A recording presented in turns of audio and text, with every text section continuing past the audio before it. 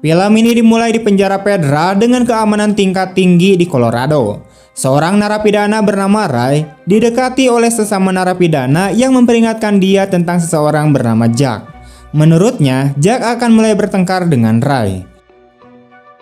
Keesokan harinya, seperti yang dikatakan narapidana, Jack menyerang Ray tetapi segera dikalahkan olehnya.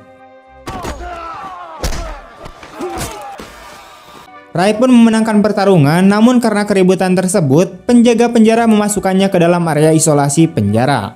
Ini adalah area dengan keamanan tingkat tinggi, di mana hanya narapidana berbahaya yang boleh masuk.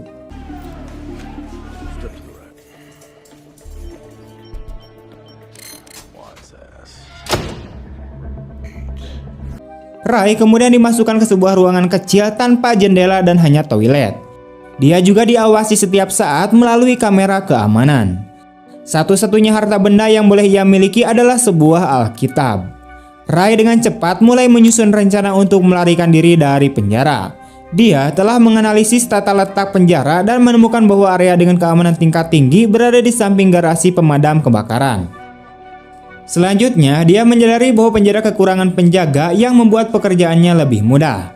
Selama beberapa hari, Ray mengawasi para penjaga dan mengetahui pola perilaku mereka yang biasa, termasuk keluar merokok selama 7 menit. Dengan informasi ini, Ray mengetahui waktu dan cara terbaik untuk melarikan diri. Sekarang, dia hanya perlu menemukan cara untuk mendapatkan kode sandi ke pintu penjara dengan keamanan tinggi.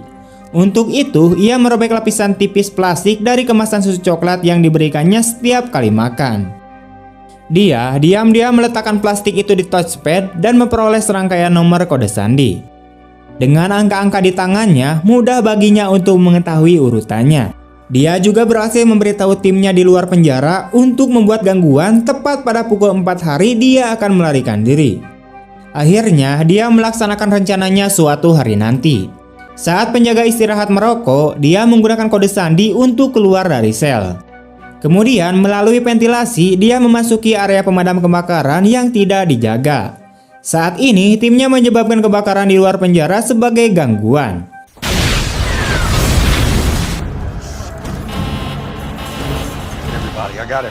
Petugas pemadam kebakaran kemudian membawa pemadam kebakaran keluar dan Ray berhasil keluar bersama mereka dengan mengunci dirinya di bagian bawah kendaraan.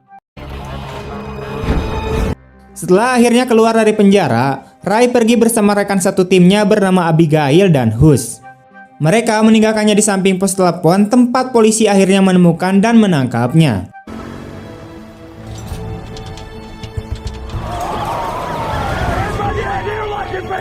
Namun sebelum mereka dapat membawa Ray kembali ke penjara, seorang pria bernama Lester tiba di tempat kejadian dan berbicara kepada penjaga untuk melepaskan Ray. Dalam adegan berikutnya, kita melihat Lester dan Ray berbicara dengan kepala penjara. Akhirnya, terungkaplah bahwa Ray ini sebenarnya adalah pendiri sebuah perusahaan keamanan bernama Breslin yang menguji langkah-langkah keamanan penjara. Dia bukan seorang penjahat, tetapi seorang pengusaha yang pergi ke beberapa penjara sebagai narapidana untuk memeriksa apakah penjara tersebut dapat melarikan diri. Selama bertahun-tahun, ia telah mendapatkan reputasi sebagai orang yang dapat melarikan diri dari penjara manapun di dunia. Penjaga penjara sangat terkejut dan berterima kasih atas masukan Ray tentang bagaimana mereka dapat membuat keamanan penjara menjadi lebih baik. Usai pertemuan, Ray pergi ke kantornya untuk pertama kalinya dalam 5 bulan. Dia disambut oleh teman dan karyawannya yaitu Abigail dan Hus. Mitra bisnisnya yang bernama Lester telah menjadwalkan pertemuan dengan agen CIA bernama Jessica Miller. Dia ingin Ray menguji penjara baru yang sangat rahasia untuk orang-orang yang hilang dengan syarat Ray dengan timnya tidak dapat mengetahui lokasi penjara yang sebenarnya. Dia menawarinya jutaan dolar untuk kesepakatan itu, tetapi Ray skeptis terhadap gagasan itu. Dia hanya setuju untuk pergi ketika rekannya Lester memintanya. Mereka pun memberinya identitas palsu seorang teroris sewaan Spanyol bernama Anthony Portos. Pada hari dia seharusnya masuk penjara, Abigail memasang pelacak di lengannya sesuai protokol.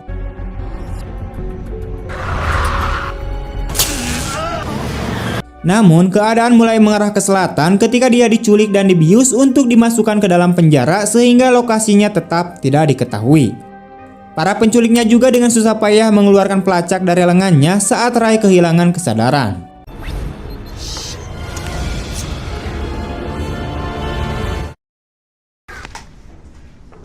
Ketika dia bangun, Ray menemukan dirinya berada di sel kaca di atas platform. Di sekelilingnya ada beberapa sel serupa dengan tahanan di dalamnya. Mereka diawasi melalui kamera bergerak. Ray kemudian dibawa menemui sipir penjara bernama Hobbes yang memperkenalkan dirinya. Ray pun bingung karena diberitahu bahwa sipir penjara adalah orang bernama Mars. Mengetahui ada sesuatu yang salah, Ray mengutip kode evaluasi yang seharusnya bisa mengeluarkannya dari penjara jika terjadi keadaan darurat. Namun sipir mengabaikannya dan menyatakan dia sebagai narapidana. Di luar penjara, Abigail dan Hus berusaha sekuat tenaga mencari lokasi Ray. Saat kembali ke penjara, para narapidana disuruh mengungsi ke kawasan bubble. Semua penjaga memakai topeng yang sama dan diperbolehkan memukul narapidana manapun yang tidak mereka sukai.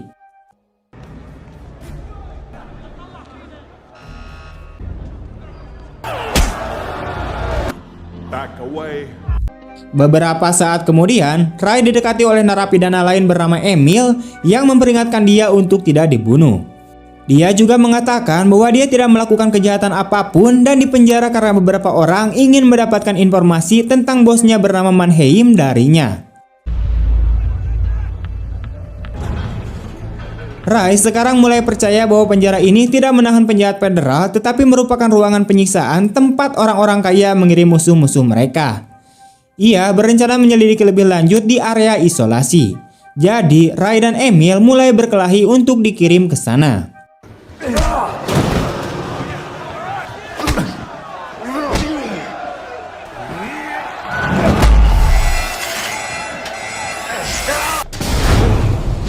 Tak lama kemudian, mereka dikirim ke area isolasi yang merupakan ruangan kecil dan pengganti ruangan penyiksaan.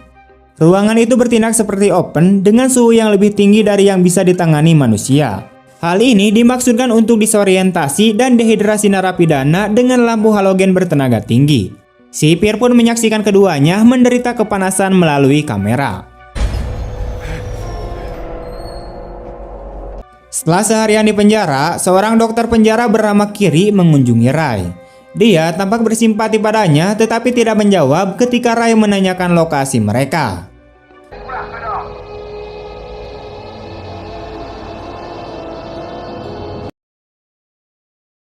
Usai sesi, Emil dan Ray pun dikeluarkan dari ruangan. Selama berada di ruangan tersebut, Ray menemukan bahwa lantai sel memiliki paku keling dari baja, bukan aluminium yang lebih aman. Jadi dia meminta Emil untuk mendapatkan plat logam yang bisa dia gunakan untuk membuka paku keling. Pada pertemuan Emil berikutnya dengan sipir, dia ditanyai lagi tentang bosnya bernama Mannheim. Emil sengaja membuat sipir marah dan sipir memaksa memasukkan pipa air ke tenggorokannya.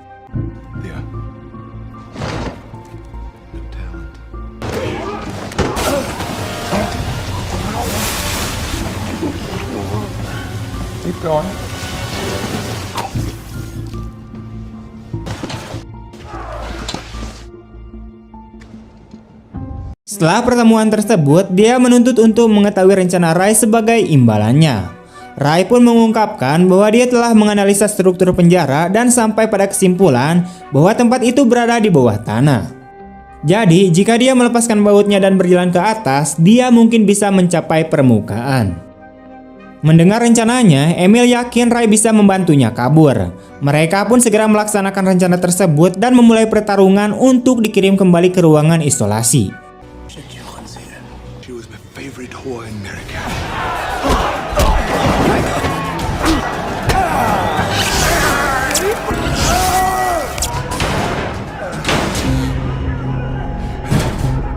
Di sana, Ray mulai membuka paku keling sambil bersembunyi dari kamera.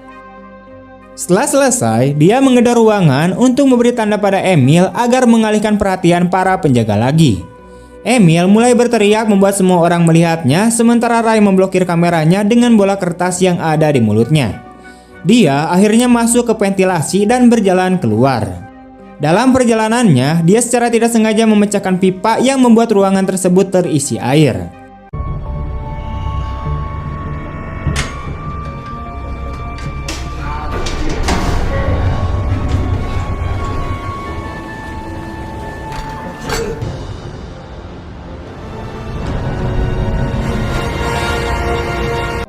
Ketika Ray akhirnya keluar, dia pun sangat terkejut melihat penjara itu berada di kapal kargo besar di tengah lautan.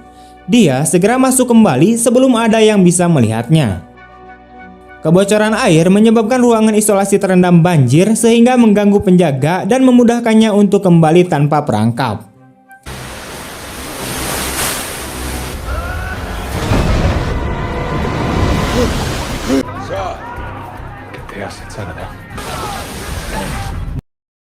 Dalam adegan berikutnya, kita melihat teman Ray yaitu Abigail dan Hus berbicara dengan Lester tentang hilangnya Ray. Mereka melihat bahwa cek yang diberikan kepada Ray untuk pekerjaannya telah dibatalkan. Terlebih lagi, wanita yang menawari Ray pekerjaan itu sudah tidak bisa lagi dihubungi. Mereka meminta Lester untuk melakukan pencarian, tetapi pria tersebut menolak mereka. Dia mengklaim bahwa Ray melakukan pekerjaannya. Setelah keduanya pergi, kita melihat Lester memanggil sipir penjara dan memintanya untuk menahan Ray di penjara selama sisa hidupnya. Ternyata Lester ingin memiliki perusahaan itu untuk dirinya sendiri dan menjadi pemilik tunggalnya. Jadi dia membuat kesepakatan palsu untuk memasukkan Ray ke penjara dan menahannya di sana selamanya. Namun Abigail dan Hus tidak menyerah dan terus mencari keberadaan Ray. Singkatnya, Hus mengetahui tentang penjara milik swasta ilegal yang diberi nama makam, tempat orang-orang menaruh musuh mereka. Dan itu ternyata adalah tempat Ray berada, tetapi Hus tidak menemukan lokasi penjara tersebut. Kembali ke penjara, Ray dan Emil mulai menganalisa rutinitas penjaga yang sulit bagi mereka karena semua penjaga memakai topeng yang sama. Mereka melakukannya selama beberapa hari dan mencari tahu beberapa detail penting tentang jadwal mereka. Sekarang mereka harus mencari tahu di belahan dunia mana mereka berada, sehingga mereka dapat menyusun rencana pelarian. Untuk ini, Ray mencoba meminta bantuan dokter penjara, tetapi dia menolaknya.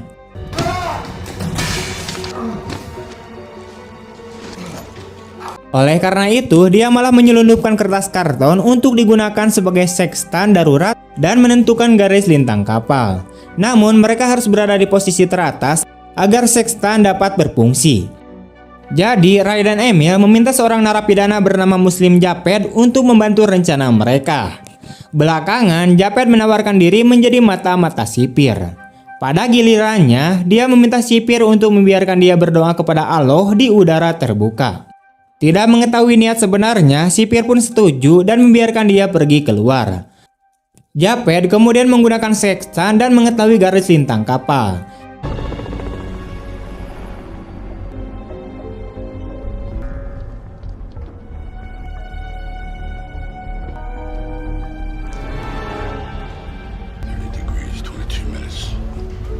Dengan menggunakan informasi ini, Ray menyimpulkan bahwa mereka berada di Samudra Atlantik dekat Maroko. Ia dan Emil masih belum yakin dengan lokasinya, namun harus segera memikirkan rencana. Emil kemudian bilang dia punya teman di Maroko yang berhutang banyak padanya. Jika mereka entah bagaimana mendapatkan pesan kepadanya, dia dan kelompoknya pasti akan datang untuk menyelamatkan mereka. Singkatnya, Ray kemudian kembali bertemu dengan dokter penjara dan membujuknya untuk membantu mereka. Malamnya, dokter mengirimkan email ke tempat Emil, memberitahukan lokasi mereka. Akhirnya, tibalah hari di mana mereka melaksanakan rencana tersebut. Awalnya, Japed memberikan informasi palsu kepada sipir tentang kerusuhan yang akan terjadi di Blok A. Sipir mengirimkan semua pengawalnya ke blok meninggalkan kawasan Babilonia dengan hanya 2 orang. Ray melihat waktu yang tepat dan memulai kerusuhan di wilayah Babel.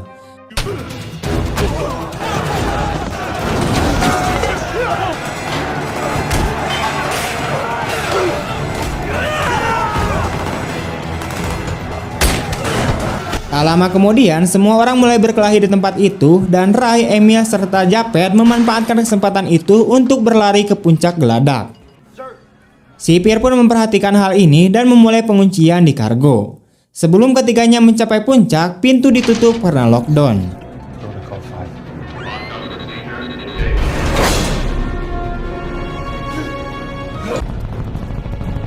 Di saat yang sama, anak buah Emil juga tiba dengan helikopter untuk menyelamatkan mereka. Namun di dalam kapal, para penjaga dan kelompoknya terlibat baku tembak.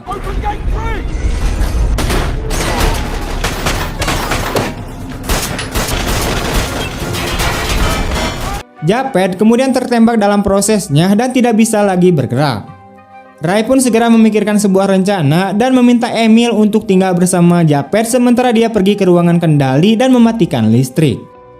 Dengan cara ini, pintu ke atas dek bisa dibuka kembali. Setelah dia pergi, Japet kemudian meminta Emil untuk pergi tanpa dia karena dia sudah terluka untuk keluar hidup-hidup. Tapi Emil enggan menuruti perkataan pria itu. Beberapa waktu kemudian, para penjaga menemui Japet dan membunuhnya.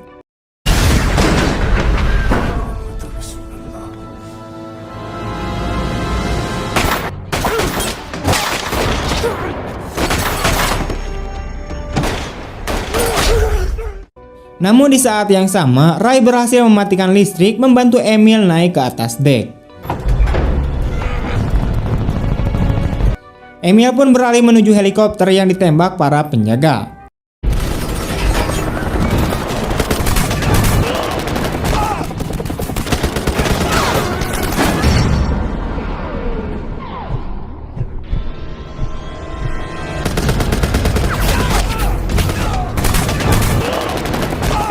Tak lama kemudian, dia dan teman-temannya membalas sambil menunggu Ray keluar.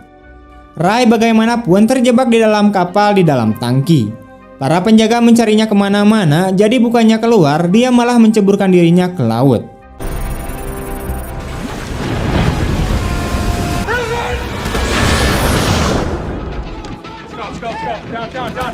Helikopter Emil melepaskan landas dan dia melihat Ray berjuang di dalam air. Untuk membantunya, dia melemparkan tangga helikopter ke bawah. Ray pun mengunci tangga dan menembaki tangki minyak di kapal. Hal ini menyebabkan ledakan yang membunuh sipir dan anak buahnya.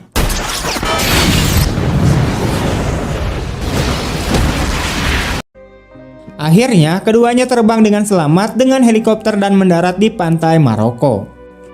Kemudian, sebuah mobil datang menjemput mereka dan yang mengejutkan Ray, Jessica, wanita yang menawarinya pekerjaan di penjara, keluar dari sana. Dia semakin bingung ketika Emil mengatakan dia adalah putrinya. Kemudian terungkaplah bahwa Emil sebenarnya adalah Mannheimen yang semua orang mengira adalah bosnya. Dia telah berbohong tentang identitasnya agar musuh-musuhnya tidak membunuhnya. Jessica tahu ayahnya di penjara, jadi dia harus memenjarakan Ray agar bisa mengeluarkannya. Sebelum pergi, Jessica memberitahu Ray bahwa rekan bisnisnya yaitu Lester terlibat dengan sipir penjara dan meminta mereka menahan Ray selamanya. Jadi dia sebenarnya mengkhianatinya. Dalam adegan berikutnya, kita melihat Ray dan Abigail bersama.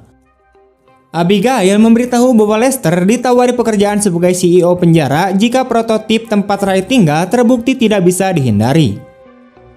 Setelah mengetahui Ray telah melarikan diri, Lester mengemasi tasnya untuk melarikan diri. Namun, Hus dan Abigail melacaknya dan mewujudkan rencana balas dendam Ray. Kemudian kita melihat Lester diserang oleh Hus di dalam mobil.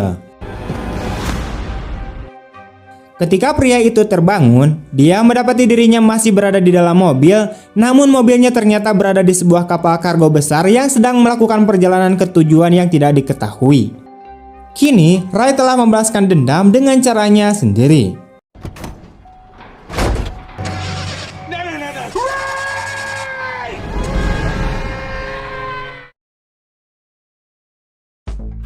Oke, sekian dulu untuk video hari ini. Bagaimana tanggapan kalian tentang film ini? Jangan lupa untuk tulis di kolom komentar.